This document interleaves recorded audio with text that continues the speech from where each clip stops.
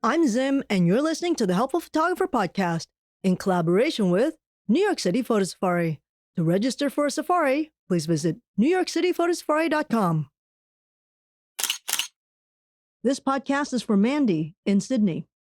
In the previous pod, I talked about the pros and cons of f4.0 versus f2.8 lenses. For some, the choice is pretty simple when that's the only deciding factor. Unfortunately, most of the manufacturers have made it harder for us by adding a couple more variables. The first is price. The slower lens can be as much as 50% cheaper. But I always tell people to take the price factor out of it, as you only pay for it once. You'll carry that lens for the life of your body, and therefore your back will pay forever. Let's look at the two new Nikon ultra-wide-angle lenses.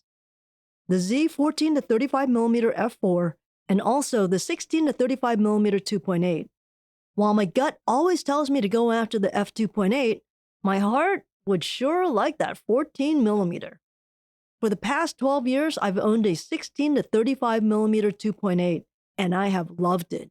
But every time I ran into someone with a 14mm, I was jealous. Oh, did I wish I had such a wide lens. But to get that extra 2mm, I would have to put up with the f4. What can I do? This is the same debate I had getting the Canon 24-105 f4 versus the 24-70 2.8. While the 2.8 is truly a beautiful lens, the extra 35mm of the f4 lens would prevent many more lens changes. And it's a lot lighter, but the 2.8 is really sharp. And it's 2.8. In the end, I opted for the extra millimeters. And I've been really happy with that decision, and I've opted to buy it again as I upgrade to the mirrorless system. Even with that, the decision wasn't straightforward.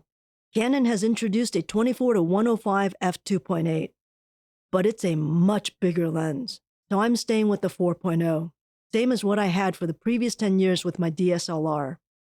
As for the ultra-wide, I've decided I'm going with the slightly wider lens, even though in the Canon world it is only 1mm wider than the 2.8 version.